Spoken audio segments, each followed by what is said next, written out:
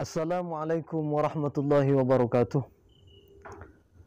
Innal hamdalillah nahmaduhu wa nasta'inuhu wa nastaghfiruhu wa na'udzu billahi min syururi anfusina wa min sayyiati a'malina may yahdihillahu fala mudilla lahu wa may yudlil fala hadiyalah. Ada sebuah video yang sangat menggelitik. Yang sangat menggelitik sekali, video dari Yazid Jawas tentang melafatkan niat. Katanya disuruh berubah. Berubah, kalau sholat berubah katanya. Kata si Yazid, kalau sholat itu berubah yang lebih baik katanya. Nanti akan saya jelaskan setelah kita sama-sama mendengarkan video Yazid Jawas. Sholat dari dulu sampai sekarang masih usolli. Tanya dalilnya, nggak pernah tahu, nggak pernah ada. Mana keterangan nggak pernah ada? Kok nggak berubah? Kenapa? Antum sebagai seorang dai berubah dong ibadah antum kepada yang lebih baik. Cari mana hadisnya di Sahih Bukhari, di Muslim, Abu Dawud, Tirmidzi, Nasai, Ibnu Majah, Ahmad dan yang lain. Cari, ada nggak dalilnya? Nggak ada, kenapa dilakukan? Kok sholat usolli? Nabi nggak pernah usolli. Para sahabat nggak berubah dari dulu, berubah mestinya. Baru saja kita mendengarkan video dari Yazid Jawas yang ketika berceramah memerintahkan, menyuruh orang agar berubah pada ibadah yang lebih baik. Artinya jangan memakai usolli, karena usolli tidak ada dalilnya katanya. Di Sahih Bukhari, Sunan Ibnu Majah tidak ada dalilnya katanya.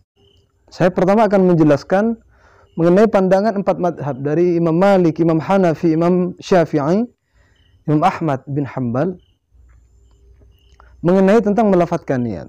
Pertama, pendapat Imam Syafi'i. Yang kedua Imam Ahmad. Ini sama-sama menyunnahkan melafatkan niat. Sama-sama menyunnahkan melafatkan niat. Sedangkan menurut Imam Malik, melafatkan niat, talaffuz bin niat, bukan niat, talaffuz bin niat itu lam yusyra', tidak disyariatkan. Nah, jadi Imam Malik berpendapat agar talaffuz bin niat itu tidak dilakukan atau ditinggalkan kecuali bagi orang yang was-was. Hatinya was-was, dipermainkan oleh setan, sehingga kalau sholat pakai usolli diulang-ulang seperti itu, maka kata Imam Malik disunnahkan bertalaffuz bin niat, melafatkan niat. Menurut Imam Hanafi mengatakan itu bid'ah tapi istihsan, baik untuk dilakukan, begitu kata Imam Hanafi. Jadi Imam Syafi'i, Imam Ahmad sunnah, hukumnya talaffuz bin niat itu anjuran, mustahab. Sedangkan Imam Malik tidak disyariatkan kecuali bagi orang yang waswas, sunnah kalau bagi orang yang waswas. Kalau Imam Hanafi katanya bid'ah tapi baik dilakukan. Berarti pandangan Imam Hanafi bid'ah itu tidak semua bid'ah sesat, berbeda dengan para ustadz Wahabi, berbeda. Kenapa Imam Ahmad, Imam Syafi'i menyunnahkan talaffuz bin niat, melafatkan niat? Mengapa? Karena melafatkan niat itu sangat membantu hati. Dengan niat itu kita akan semakin khusyuk. Ketika kita sholat, contohnya usolli fardal isya'i 4 raka'atin, kita tahu qasatnya, tahu ta'yinnya, tahu berapa rakaat, tahu, hati kita sudah tahu dulu karena lisan kita telah melafatkan. Ini perlu kita garis bawahi. Ini di luar sholat. Talaffuz bin niat itu di luar sholat, tidak ada dalam syarat dan rukun sholat sebelum takbir.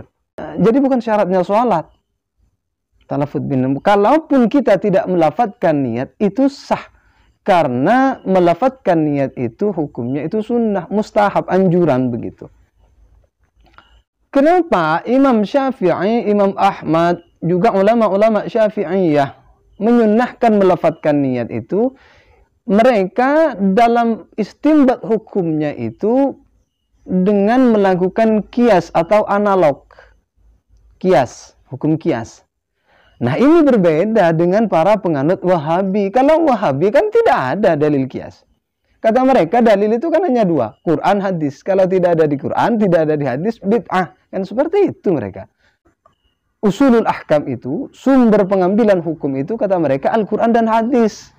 Ya kata mereka, Al-Quran mereka, terjemahan itu. Gitu.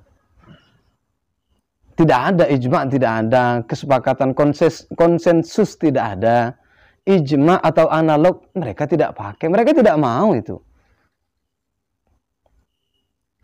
Istinbat hukum, pengambilan hukum, istinbatnya Imam Syafi'i dan Imam Ahmad, juga ulama-ulama Syafi'i berdasarkan asar ashabah Sayyidina Umar dalam kitab Syarah Al-Ma'ani Al-Athar juz 2 halaman 146 karya Abu Ja'far Ahmad bin Muhammad At-Tahawi yang wafat pada tahun 321 Hijriyah. Jadi ini bukan ulama mutaakhirin. Asar dari sahabat Sayyidina Umar. An Rasulillah sallallahu alaihi wasallam annahu atahu atin min rabbih. Faqala lahu kul umrata fi hajjatin. Yang artinya dari Rasulullah sallallahu alaihi wasallam bahwa Nabi pernah didatangi oleh utusan Allah yaitu malaikat Jibril, lalu menyampaikan kepada baginda Nabi Muhammad sallallahu alaihi wasallam, ucapkanlah umrah dalam haji. Maka dengan analog ini itu sejalan dengan keterangan dalam kitab Syarah Al-Yaqutun Nafis, Syarah Yaqutun Nafis, fanahnu qisna niyatas salati biniyatil haji lianna kullam minhuma ruknun min arkanil islami hakadha yakunu syafi'iyyatu. Artinya kami menganalogikan mengenai hukum kesunahan melafatkan niat. Mengenai hukum kesunahan melafatkan niat sholat dengan niat haji. Dianalogikan ke niat haji. Kenapa? Karena keduanya sama-sama rukun Islam. Demikianlah pendapat Syafi'i atau Syafi'iyah atau ulama Syafi'iyah. Jadi hukumnya memakai analog. Dianalogikan. Sementara ulama yang mengatakan, yang berpendapat bahwa melafatkan niat salat itu termasuk pelaku bid'ah, golongan ini berlandaskan pada hadis riwayat Sayyidina Anas ibn Malik sebagaimana dalam Syarah Al-Yaqutun Nafis halaman 133. Shallaitu khalfa Rasulillah sallallahu alaihi wasallam wa Abi Bakrin wa Umar falam asma' illa Allahu akbar. Falam asma'u illa Allahu akbar. Kata Sayyidina Anas, aku sholat di belakang Rasulullah, Abu Bakar dan Umar, dan tiadalah lain kata yang aku dengar melainkan kalimat Allahu Akbar. Maka jadilah hadis ini sebagai dalil kuat bagi segolongan ulama yang memandang lafaz niat sholat sebagai amal bid'ah.